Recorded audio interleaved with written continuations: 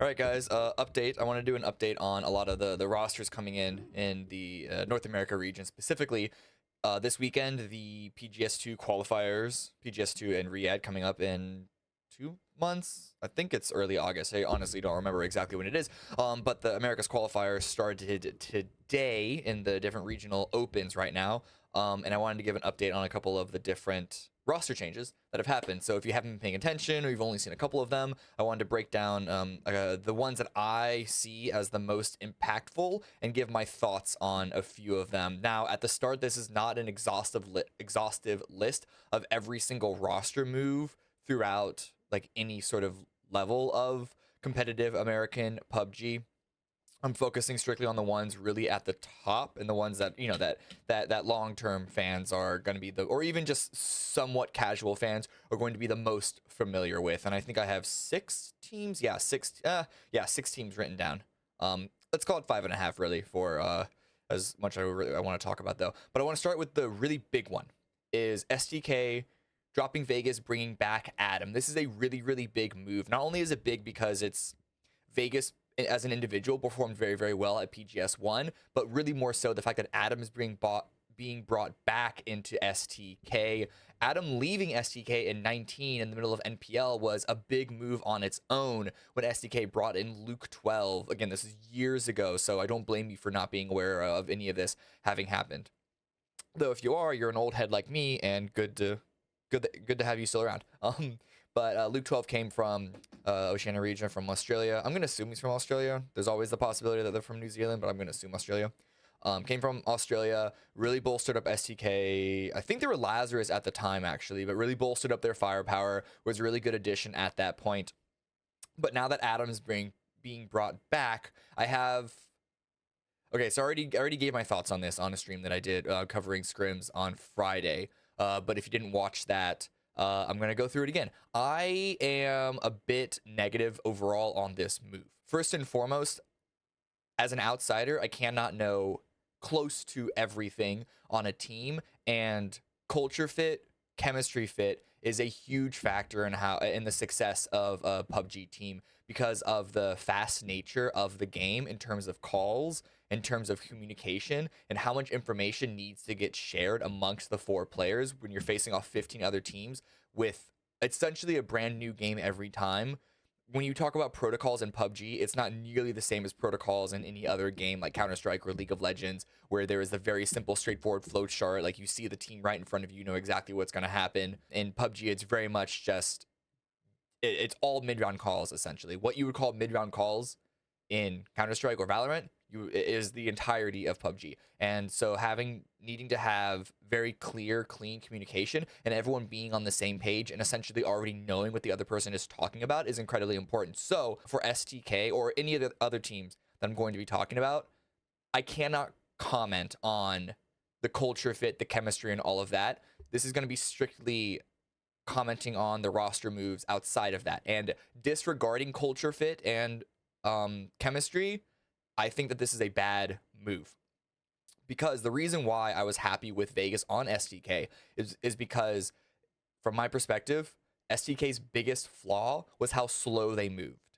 And I thought that they needed someone to sort of be that entry fragger role, the X Factor role, the playmaker role. And I think Vegas could have been really good continuing down that path into that role. It's a similar role that I see in some ways Mime being in the Sonics, or some ways Snakers being in Luminosity. Not to say that those would be one-to-one fits. I actually don't think either of those players would work in STK, but as a general idea, and roles is always a very tricky thing to talk about with PUBG anyway, but as a generalized idea, that's sort of where my head is at in terms of what STK needs. I think Adam is a really solid rock, a solid anchor for a team, but I feel that STK already has that. And I would have said Kurt, but I think Kurt has been trying to do more of the playmaking roles recently. But with the way that Alo and Penta have been playing, they've actually both been more of that the rock anchor sort of position. And so I think putting Adam back onto that,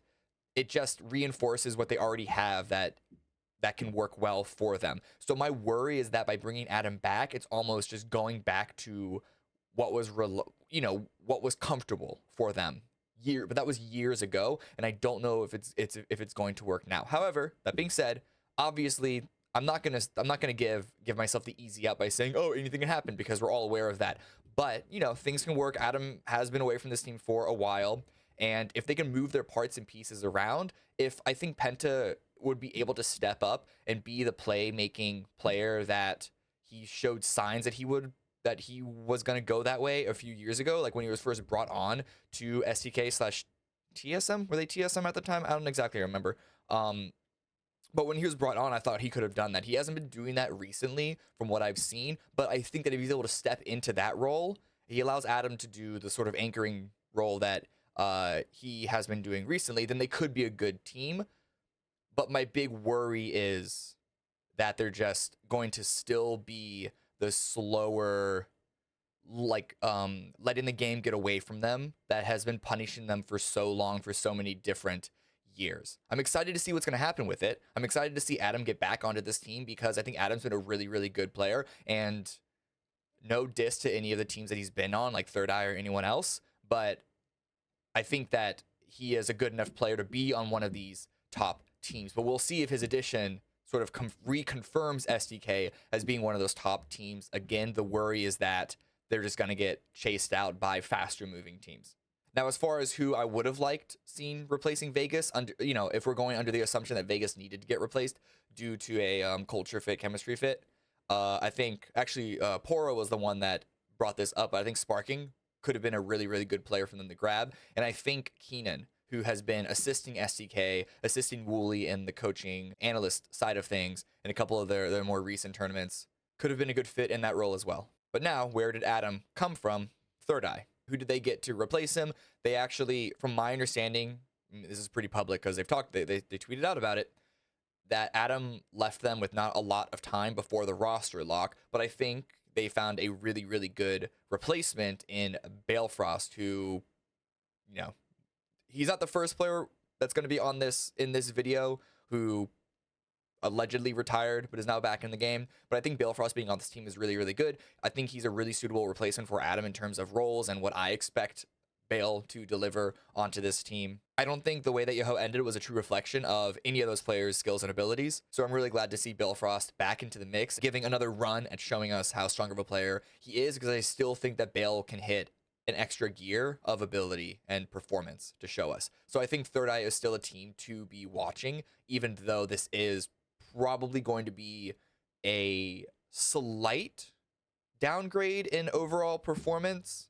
But this is one that I wouldn't be surprised if they were able to continue their level of performance. Next one, similar to Balefrost on the Yoho train, is actually going to be Elevate. Hikerman went to Gascans, now Fury, in the APAC region, and Honey Badger also left, being replaced by Punage and Shinboy. And just like Balefrost, I'm really glad to see these guys back into the mix. Same thing, Yoho, not a true reflection of their performance. I think that team, Yoho, sort of, things got away from them in the way that they were playing, in the way that the competitive circuit, I guess, fell down, how the results happened for them. And so I actually think that ultimately, for not just Punage and Shinboy, but even Balefrost, perhaps stepping away for a month or two to sort of reset and then coming back in with a brand new reset, a brand new fresh start on things, I think this is going to elevate.